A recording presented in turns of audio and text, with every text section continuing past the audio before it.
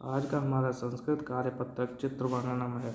चित्र वर्णनम में सबसे पहले हमें मंजूषा में संज्ञा शब्द देखते हैं, उसके बाद क्रिया शब्द को हमें ध्यान से देखना चाहिए।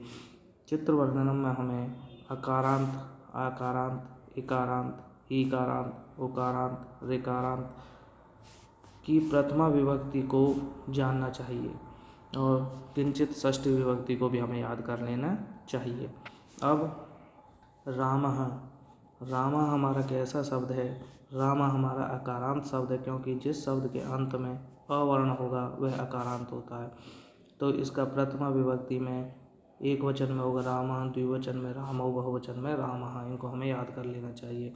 उसके बाद बालिका का आकारांत शब्द है, तो बालिका का बनेगा बालिका, बालिके, बालिका। इसी तरह से हमें आगे मुनि का याद करना है। प्रथमा विभक्ति एक वचन, द्विवचन, बहुवचन में। एक वचन में मुनि, द्विवचन में मुनि, बहुवचन में मुनिः। उसके बाद आगे हमें नदी शब्द का प्रथमा विभक्ति एक वचन, द्विवचन, बहुवचन में याद करना है। एक वचन में नदी, द्विवचन में नद्यौ, बहुवचन में नद्यः।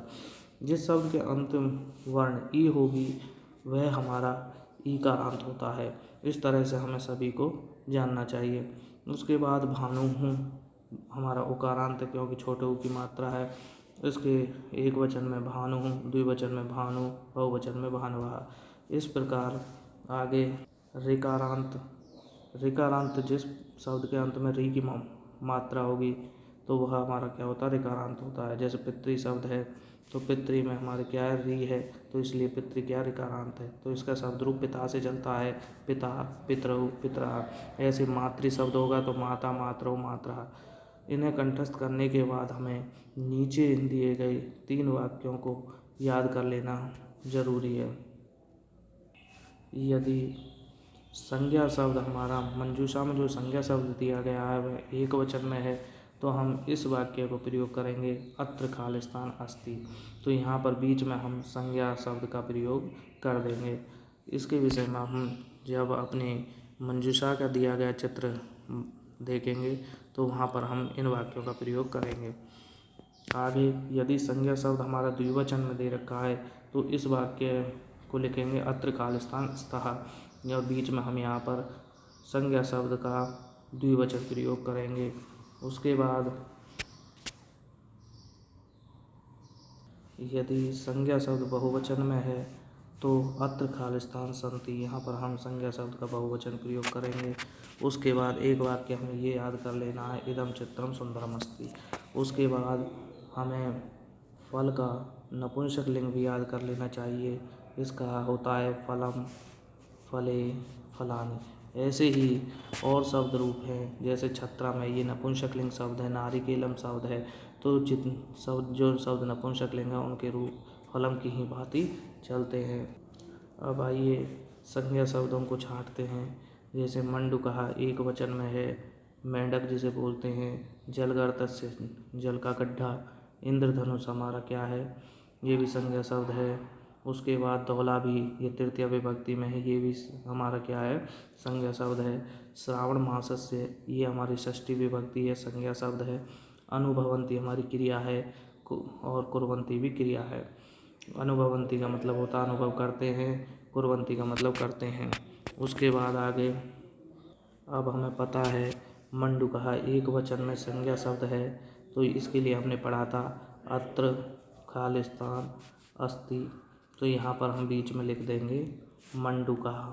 मंडूका का मतलब मेंढक, यहाँ पर मेंढक है। उसके बाद आगे उसके दूसरा हमारा संज्ञा शब्द इंद्रधनुष को लेंगे। ये भी हमारा एक वचन में लिखा हुआ है, जैसे रामः होता है ऐसे इंद्रधनुष होता है। तो इसके लिए भी हम एक वचन वाला ही वाक्य लिखेंगे अत्र खालिस्तान अस्ति। यहाँ खालिस्तान है तो यहाँ पर क्या लिख देंगे? इंद्रधनुष, इंद्रधनुष अस्ति। ये हमारे 2 वाक्य बन गए। उसके बाद आगे हमें एक वाक्य ये और याद करना है इदं खालिस्तानस्य चित्रम अस्ति। यह खालिस्तान का चित्र है। तो यहाँ पर हम षष्ठी विभक्ति का रूप लिखते हैं, जैसे श्रावण मासस्य, यह श्रावण मास का चित्र है। उसके बाद यहाँ पर हम उसके बाद फिर ऐसे ही षष्ठी का दूसरा रूप देखेंगे, कोई और दूसरा लिखा हुआ है, यहाँ पे लिखा हुआ वर्षायाः, तो यहाँ पर फिर क्या लिख देंगे, वर्षायाः, यह वर्षा का चित्र है। उसके बाद आगे लिखेंगे, इनमें से और देखेंगे और क्या, जैसे नृत्यति है, क्रिया शब्द है, तो मयूराः नृत्यति हो जाएगा। एक वाक्य हमारा ये बन गया। उसके बाद छात्राः लिख देंगे, हर्षम अनुभवन्ति, हर्ष को, प्रसन्नता, अनुभवन्ति अनुभव कर रहे हैं, एक ये हो जाएगा। उसके बाद आगे हमारा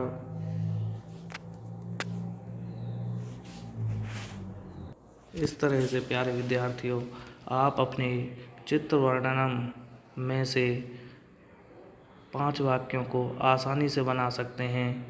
और मंजूषा में हमने बताया संज्ञा शब्द देखना होता है कि हमें ज़्यादातर प्रथमा विभक्ति और षष्ठी विभक्ति को याद कर लेना है, और उसके बाद क्रिया शब्द को हमें ध्यान रखना है।